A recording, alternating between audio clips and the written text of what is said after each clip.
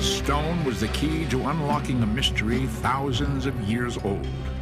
Cracking its code seemed impossible until one man devoted his entire life to deciphering its cryptic messages. Next, on Ancient Mysteries.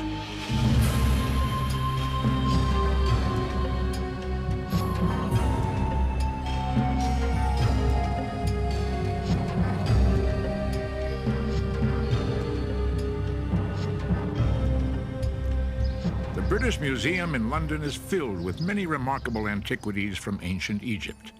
Among their treasures are 3,000-year-old mummies and colossal statues honoring great pharaohs. But there is one item that is more valuable than all the rest. At the entrance to their Egyptian collection is a large stone tablet, one that could be overlooked if not for its conspicuous and prominent position. It's known as the Rosetta Stone, one of the most important treasures of all time. What is the Rosetta Stone, and how did this seemingly insignificant rock forever change our belief in mankind's past? For 2,000 years, the history of ancient Egypt was buried in the sands of time. Travelers and scholars were aware of the existence of these mysterious people, but nothing was known about them. What kind of men built these gigantic pyramids the size of mountains? To what gods did they dedicate their enormous temples the size of cities? And why did they preserve their dead, burying with them treasures beyond belief? Visitors to this ancient world find strange picture writing everywhere. First called hieroglyphs by the Greeks, this mystical language fills the temples, monuments, and tombs. Walls abound with bizarre pictures of animals, human heads, and unknown shapes. Many surround paintings of Egyptians giving offerings to animal-headed gods. Even their dead were buried with this sacred script on their wrappings and coffins. What do these strange carvings say? Did the Egyptians possess black magic medicine and powerful weapons? Would they provide us with answers to the Bible's mysteries? What was needed was a clue, a key to unlock the mystery. Like the rediscovery of ancient Egypt, the finding of an unusual and puzzling tablet would be only the beginning. By the time of Christ, the ancient Egyptians were already legends of a distant past. Greek and Roman historians could only guess at what knowledge this once powerful civilization possessed. As the centuries passed and Europe had its Renaissance, ancient Egypt remained silent, waiting for its own rebirth. It took one of the most powerful men of all time to awaken Egypt from its sleep, a man whose leadership in battle was matched only by his passion for history. During the late 1700s, the French and British were fighting a war for world domination. In 1798, General Napoleon Bonaparte proposed leading the French army on a military invasion of Egypt. If the French could command this crossroads between Europe and Asia, they would control trade and become the most powerful country in the world. By this time, the 29-year-old Napoleon had become a legend in the French army. His victories over Austrian forces in Italy established France and himself as new powers to be reckoned with. Napoleon's sense of history and destiny led him to view Egypt as his next prize. On July 1st, 1798, Napoleon's army sailed into Egypt's port city of Alexandria. In addition to 38,000 soldiers, 167 of France's top scientists and scholars were on board. Rarely have military expeditions had academic interests as well. What was Napoleon's plan? Why was he fascinated with ancient Egypt? Like Alexander the Great, did Napoleon believe his destiny was to annex Egypt on his way towards conquering the world? The egocentric Napoleon viewed Egypt as more than just a cornerstone in his empire. He knew of its legends, its power, and its history. This was the land of the pharaohs. These kings were considered gods by their subjects. They ruled over the world's greatest civilization for 2,000 years. Napoleon was determined to learn their secrets. Like Julius Caesar, Napoleon believed he could win the hearts and minds of the Egyptians. Did he believe he was to be their next pharaoh? As a member of the French Institute of Egyptology, Napoleon personally selected the academics who formed his expeditionary force. While the French army swept up the Nile, crushing all opposition, the scholars immediately began their work setting up an institute in Cairo. This became the headquarters for Napoleon's academic expedition. They scattered across Egypt, exploring tombs, climbing monuments, studying, sketching, and painting everything in sight. The wealth of information was unbelievable. Napoleon demanded to be constantly informed. If any answers to their mysteries were uncovered, he wanted to know immediately. While Napoleon's men were busy annexing both Egypt's land and antiquities, England would not stand idly by. Within weeks, the British Navy attacked the French, destroying their ships and laying a 2-year-long siege on Napoleon's men. Napoleon himself eventually snuck past the blockade and back to France. His hopes for ruling the world were dashed. As the abandoned French army fought to stay alive, the scientists and scholars were giving birth to modern Egyptology. Racing against their inevitable removal by the British, they stepped up their efforts to copy and analyze as much as possible. The answers to these dormant mysteries had to be found. Ironically, it was neither a scientist nor a scholar, but a soldier who made the most important discovery of all. In mid-July 1799, the French continued bolstering their defenses. Situated along the Nile as it enters the Mediterranean Sea is a town called Rosetta. In order to rebuild the town's old Arabic fort, men under the command of Lieutenant Pierre Bouchard started to reconstruct the walls. Arabs commonly took material from ancient temples and used them in their own buildings. Unnoticed in these walls, buried since the time of the pharaohs, was a large stone tablet. While the soldiers tore down the fort's walls, the tablet was stumbled upon. Immediately, the soldiers noticed something strange and potentially valuable. Carved on this dusty stone were 3 types of writing: Greek, a common Egyptian script called demonic, and hieroglyphs. The stone was a kind of magical discovery, and I think it is a piece of extraordinary luck that whoever was there had the perspicacity and the interest to say, gosh, what have we got here? Could be important, key to the hieroglyphs. One can imagine that a less well-informed officer might have said, it's just an old stone, build it into the fort. People have often said, thank God it was a French officer, not a British officer, because, they were perhaps a little more intellectually minded. Dubbed the Rosetta Stone, it measured 3 feet 9 inches high and 2 feet 4 inches wide. It weighed nearly 1,500 pounds.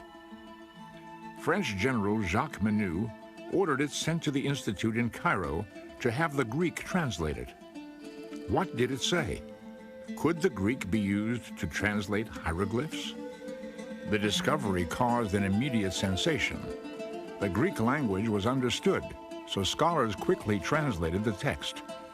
It was a decree honoring a Greek pharaoh, Ptolemy V, on his 1-year anniversary.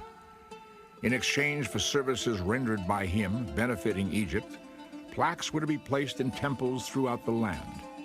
It was known the Greeks had ruled Egypt from 300 BC until the decades before Christ.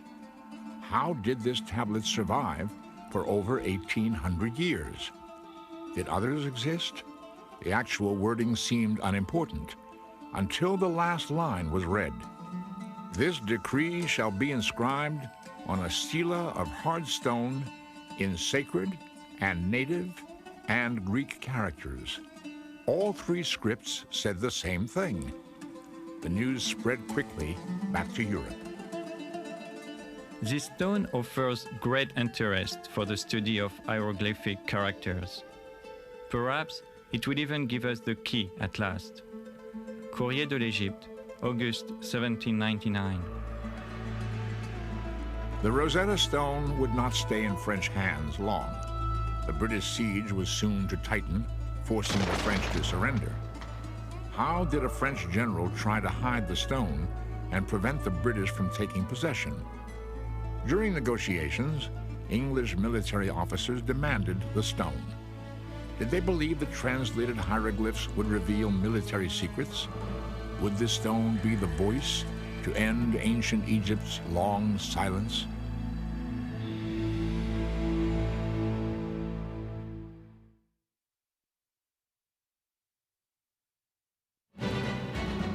Napoleon's two-year military campaign in Egypt was a complete disaster. Over 9,000 men were killed, and the French Navy was decimated by the British. Those who remained were now trapped in Egypt, isolated by a British naval siege along the Mediterranean coast.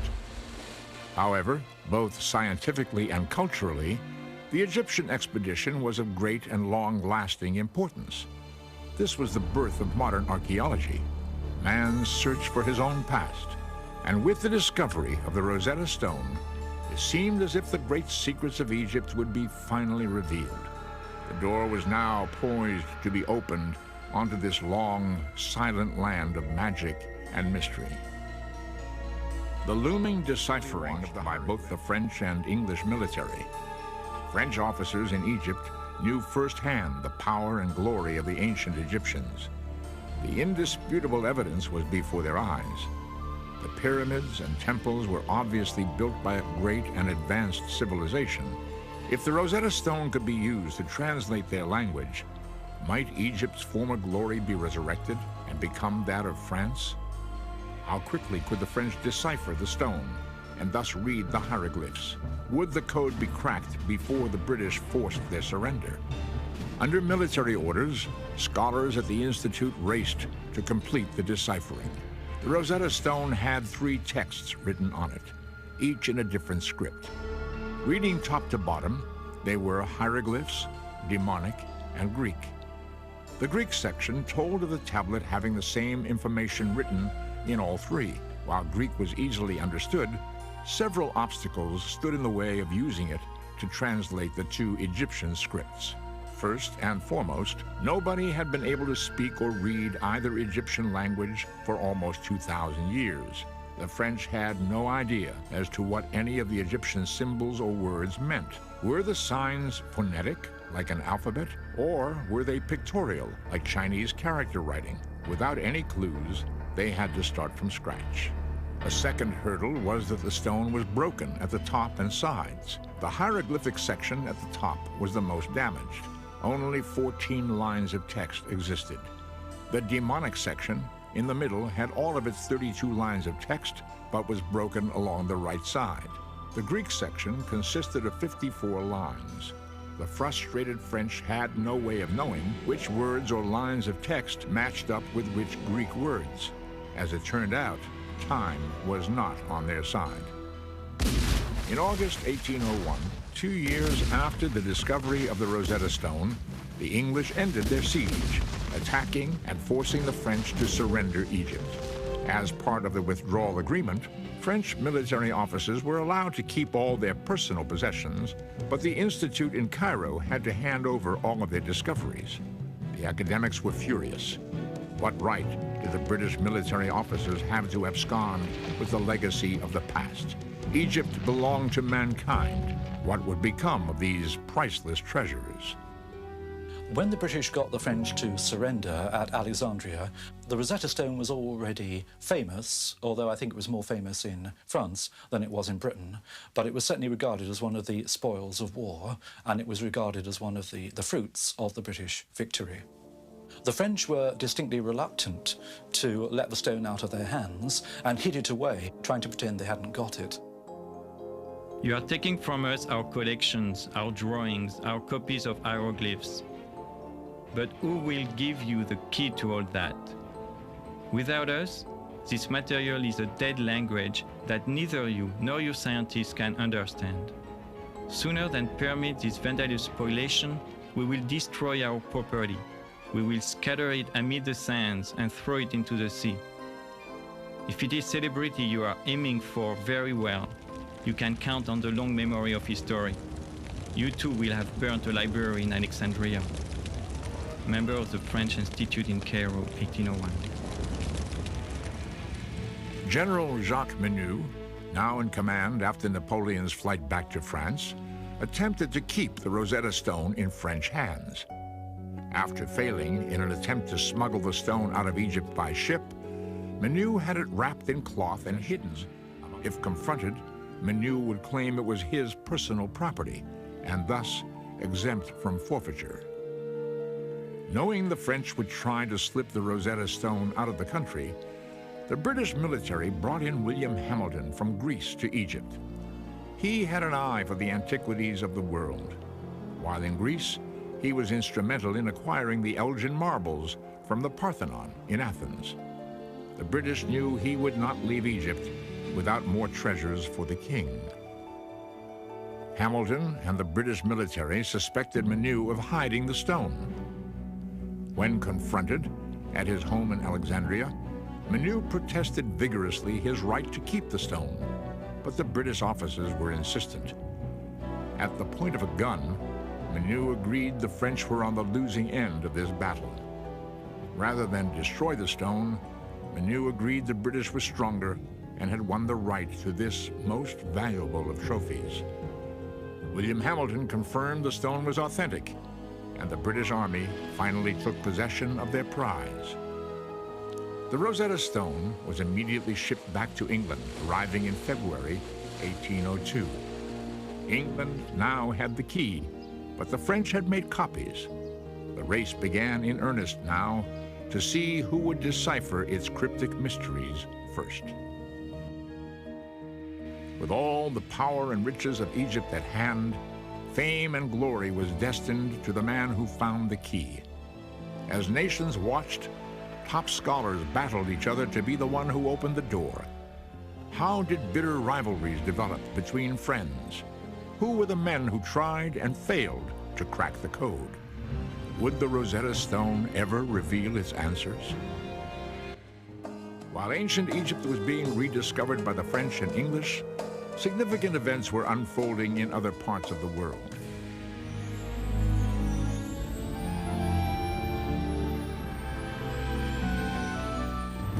The United States of America doubled its size by signing the Louisiana Purchase in 1803.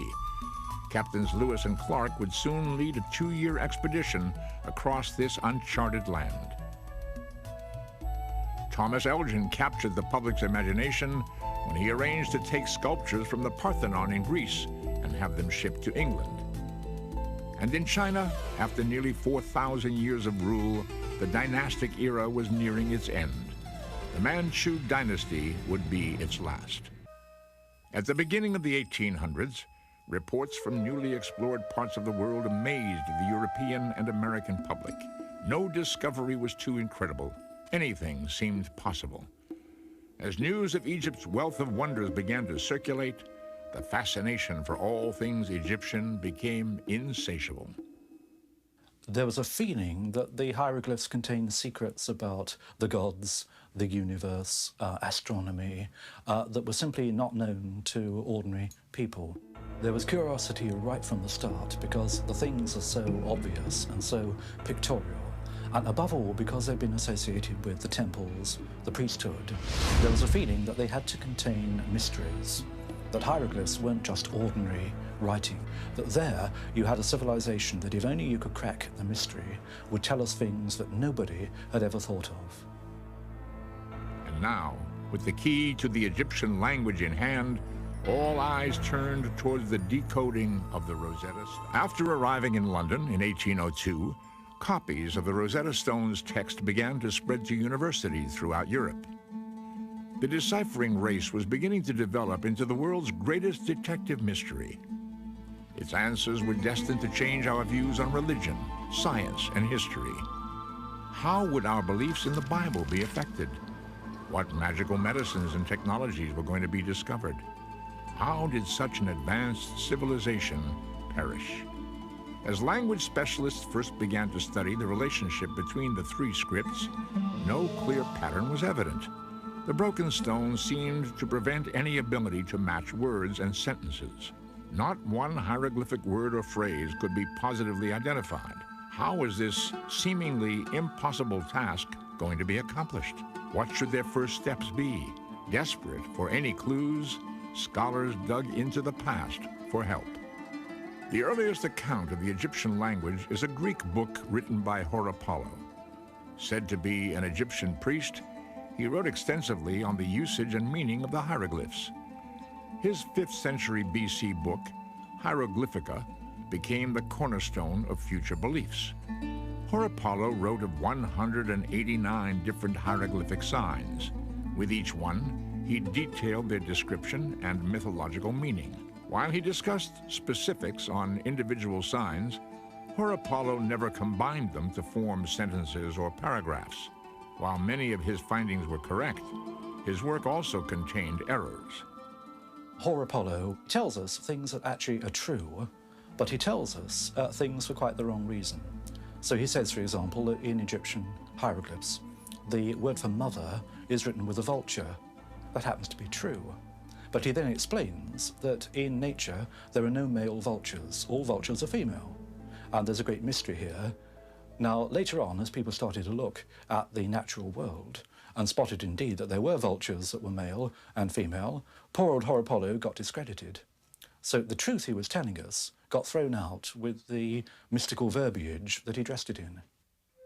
Scholars attempting to decipher the Rosetta Stone also consulted historians' findings from the Middle Ages. As Europe entered its Renaissance, religious influence supported the idea that the hieroglyphs held answers to biblical mysteries. People start to interpret ancient Egypt entirely through the Bible. So they look at the pyramids and say, the pyramids are not just ordinary tombs for ordinary kings. They are the granaries that Joseph, in the Bible, put up to collect the grain during the 7 good years in preparation for the 7 years of famine that were going to follow. So the mystery is kept, but it's always filtered through the idea that it reflects a story in the Bible. Scholars also reviewed the work of German mathematics professor Athanasius Kircher. He became the recognized authority on hieroglyphs during the mid-1600s. Like Horapollo before him, Kircher described each hieroglyph as representing an idea or concept. Unlike Horapollo, Kircher began to combine them into words and phrases. Furthermore, Kircher simply made up imaginary translations. His fanciful readings led even the Pope to believe he could actually read the Egyptian language. Over a century later, at the time of Napoleon's expedition, Kircher's studies were still widely held as true. What the first scholars attempting to decipher the Rosetta Stone found in past fact and fiction was the commonly held belief that hieroglyphs were pictorial, similar to Oriental character writing. Each hieroglyph represented a word or idea. It wasn't until these past theories were abandoned that the Rosetta Stone would finally reveal its clues. In 1802, Sylvestre de Sacy of France and Johann Åkerblad of Sweden were the first to throw out the ideas of the past and try a fresh approach. They looked at Egyptian hieroglyphs and said, other civilizations write in perfectly normal ways. I don't see why the Egyptians have to be different. They looked also at other documents from Egypt, not simply temples and obelisks and hieroglyphs, but things on papyrus, paper documents. And they said rightly, look, the Egyptians had perfectly good ways of writing perfectly ordinary, everyday letters. Maybe all of their writing system is rational after all. Disasi and Åkerblad followed the premise that the demonic language used a Western system of writing. They took a number of recurring Greek words, including the pronouns he or his, and the word Greek. They then searched the demonic text for words which repeated in roughly the same locations. They verified that wherever these words occurred in Greek, they appeared in a similar pattern in the demonic. What these pioneers did was to begin to prove that the script was not just a symbolic script, that there were signs that meant individual letters, stood for individual letters. We no longer looked at it as something esoteric and full of hidden meaning. Although their first step at translating the demonic text was somewhat promising, Disasi and Åkerblad gave up, having failed to crack the hieroglyphic code. 3 years after the Rosetta Stone's discovery, opening the window onto Egypt's secrets was proving to be far more complex than anyone had thought. We're beginning to think the mysteries of Egypt would stay hidden forever. Following Disasi and Åkerblad's attempt, more than a decade passed without any further serious efforts. Although the public's fascination with ancient Egypt continued to grow, the Rosetta Stone was all but forgotten. For those thinking of trying to decipher the hieroglyphs, the failure proved an intimidating legacy. There was a feeling, as with most decipherments, that it's a big prize but also a big risk. You could end up covering yourself with glory, and you could end up making a really big fool of yourself. Now, scholars are by temperament rather cautious. And it takes a certain kind of person to say, I don't care if I make a fool of myself, I'm going to have a go at this. Up next, the race heats up again as a wealthy scientist from England battles a young, obsessed French scholar to find the key. Meet the British genius who decided to spend his summer vacation decoding the Rosetta Stone. How did he become the first to read the hieroglyphs? Also, discover the legend surrounding a sorcerer's prediction that a small-town boy would be the one to bring light to the past.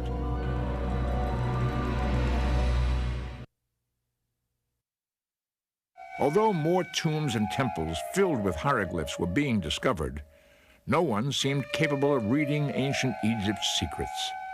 This magical language seemed destined to stay buried forever. As the 15th anniversary of the discovery of the Rosetta Stone came and went, no further progress had been made on its deciphering. Although past failures at cracking its riddle seemed to prevent any future serious efforts, two men would soon step forward, each one claiming they were the first to turn the key. In the summer of 1814, a 41-year-old physician, physicist, and linguist from London took a copy of the Rosetta Stone to his country home. He decided to spend his summer vacation mulling over its puzzle. This time, the Rosetta Stone would begin to speak. Thomas Young was one of the most remarkable people that Britain has ever produced. If you do a list of his achievements, it is quite amazing.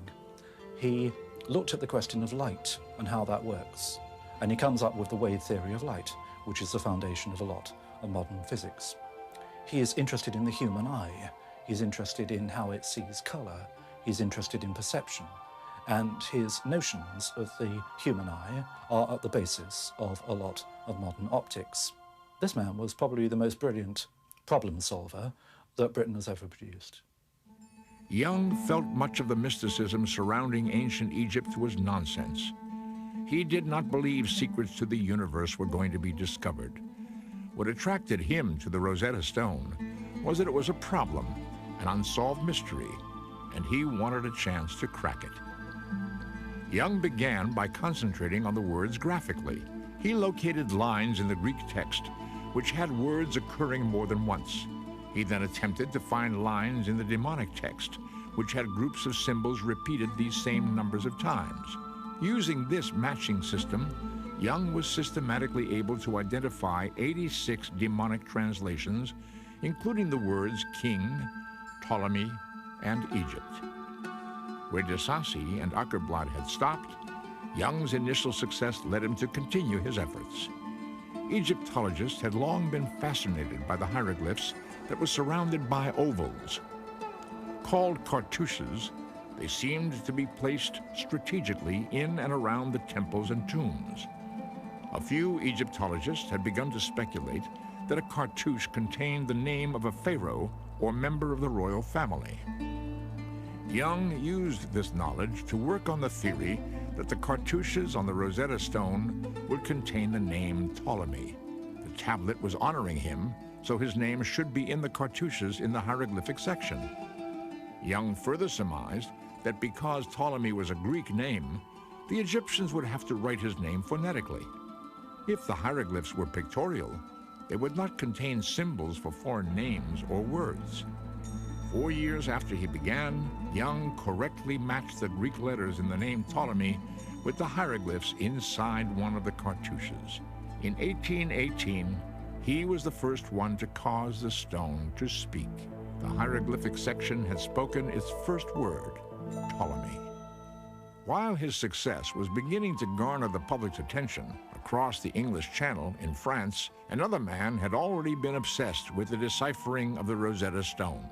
A man Young would initially encourage and then later regret having helped at all.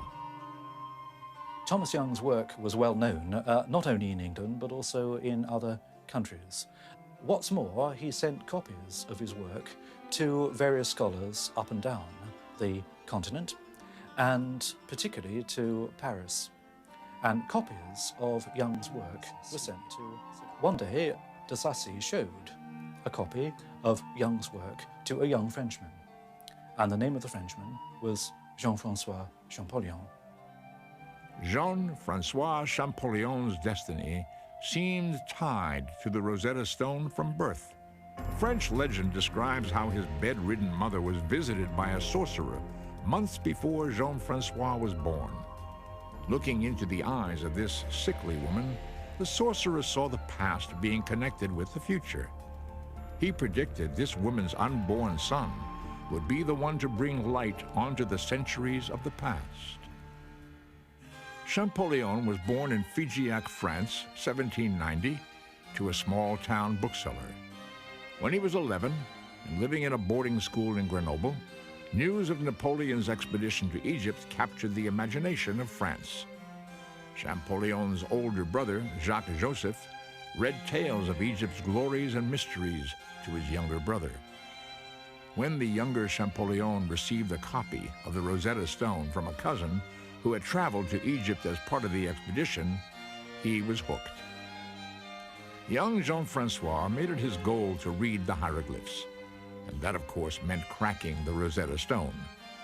All his early training was devoted with that in mind.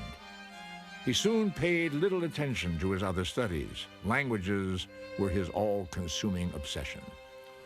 His studies became focused on Oriental and Middle Eastern languages, especially Coptic.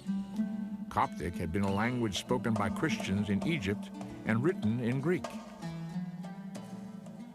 When he was about 14, Champollion was working far too hard, not on his schoolwork, but on Egyptian hieroglyphics. And he had what nowadays I think would be called a minor nervous breakdown. And he was sent off to recover. And he wrote a letter back to his elder brother saying, "It's so boring here, send me a Chinese grammar." That was the kind of obsessive personality that Champollion was. Champollion's early studies focused on the deciphering of the demonic language and its relation to Coptic.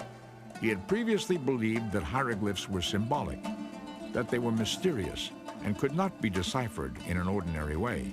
But at about the same time as Young, Champollion began to sense the same links between the Greek names and the hieroglyphic cartouches.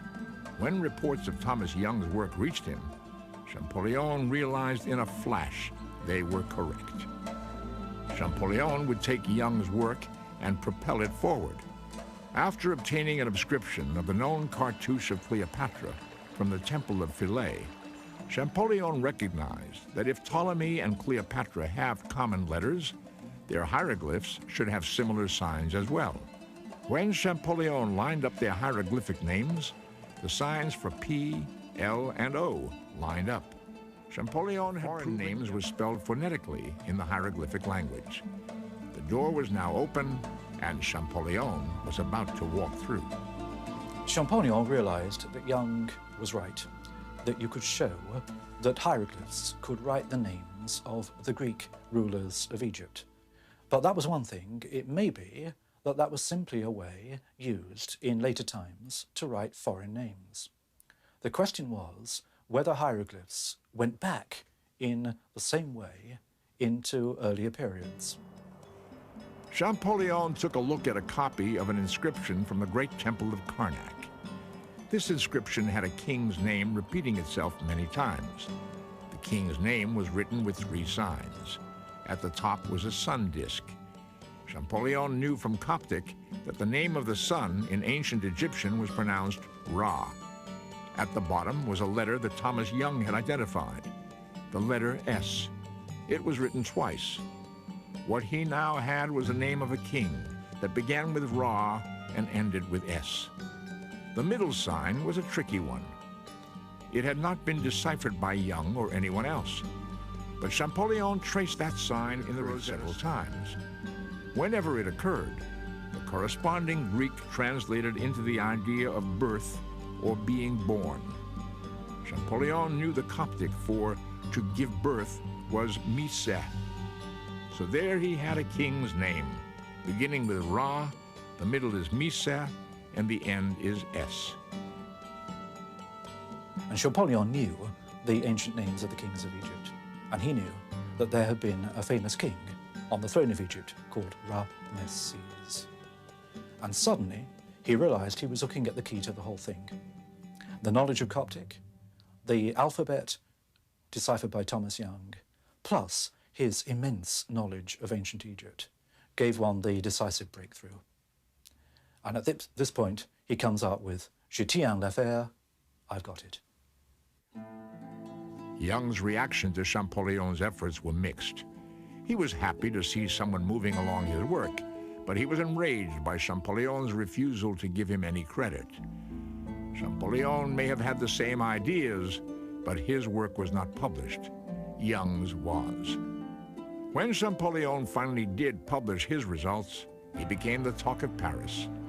All of France celebrated the fact that a Frenchman had deciphered the hieroglyphs first. But Champollion couldn't be bothered with such controversy.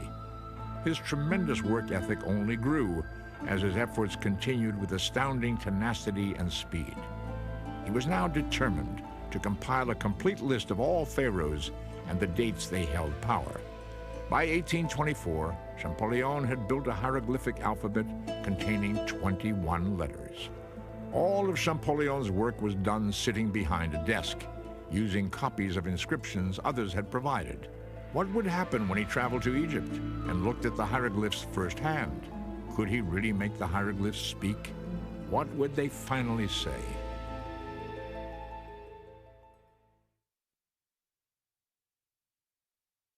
The door was beginning to open into Egypt's past. The Rosetta Stone was finally proving to be the key to unlocking the hieroglyphs. But what did they say? What secrets and mysteries would be revealed? The announcement of Jean-François Champollion's discovery brought him much acclaim in France. The French Academy had previously considered him a crazy obsessive, working away in his room and getting nowhere. But now, suddenly, he was a national hero. The French government asked Champollion to arrange the purchase of British Egyptologist Henry Salt's extensive collection. After its incorporation into the Louvre Museum in 1827, Champollion was appointed the museum's first curator of Egyptian antiquities. However, Champollion had more in his mind than building a museum's inventory. He wanted to travel to Egypt. In 1828, with help from the Museum of Turin in Italy, Champollion organized an expedition to travel up the Nile River. This was the largest scientific effort to Egypt since Napoleon. It was his first exposure, and an absolute stunning exposure, to the monuments of Egypt.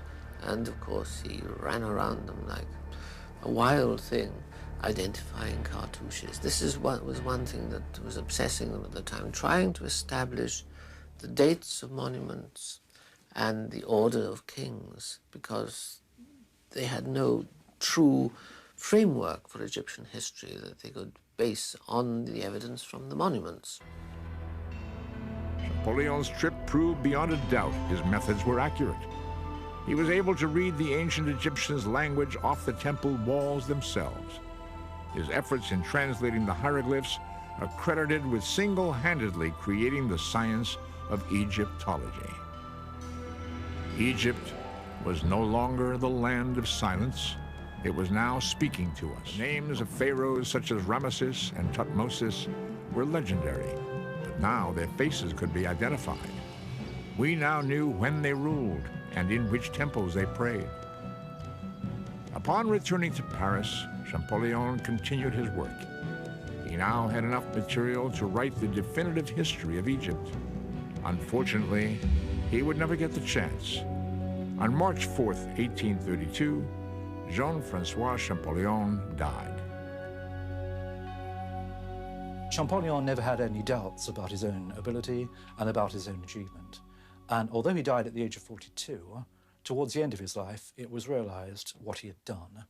And the French, quite rightly, created a professorship of Egyptology for him, the first anywhere in the world. So he died knowing that his achievement had been recognized. A lot of Champollion's work was left after his death, and the elder brother collected it, published it as a memorial to the genius in the family. Where Champollion had focused on the pharaonic history of Egypt, others began to use his tools to study the demonic and hieroglyphic languages. The amount of written material on walls and on papyrus scrolls was tremendous. As the years went by, the social, political, economic history of the ancient Egyptians began to be understood. But it was the personal written records that surprised most people. We learned that by looking at the ancient Egyptians, we were looking at ourselves. Slowly, it became clear that the Egyptians were like the rest of us. They wrote letters to the bank manager. They wrote letters to the local tax official. They wrote letters to each other about various normal aspects of normal lives. They had literature, just like ours, not very different. The Rosetta Stone brought back to life the history of both ancient Egypt and of mankind itself. Although the Rosetta Stone has been deciphered now for more than 170 years, we're still only scratching the surface of what mysteries are buried. From the spectacular treasures found in the tomb of King Tutankhamun in 1922, to the uncovering of the tomb of the sons of Ramesses the Great in 1995, ancient Egypt is still providing new and amazing discoveries. The Rosetta Stone is a milestone between a period when all we knew about our own origins was in the Bible or in the writings of the Greeks and the Romans. After the Rosetta Stone, we start to look at ancient history speaking for itself. It starts to say, where have we come from? Where have the ideas come from? What are our roots? And the Rosetta Stone is a way of bringing us face to face with our own identity. And now, through the extraordinary efforts of men like Napoleon Bonaparte, Thomas Young, and Jean-Francois Champollion, the riddle of the Rosetta Stone has been solved. The language and mysteries of the ancient Egyptians can now be understood.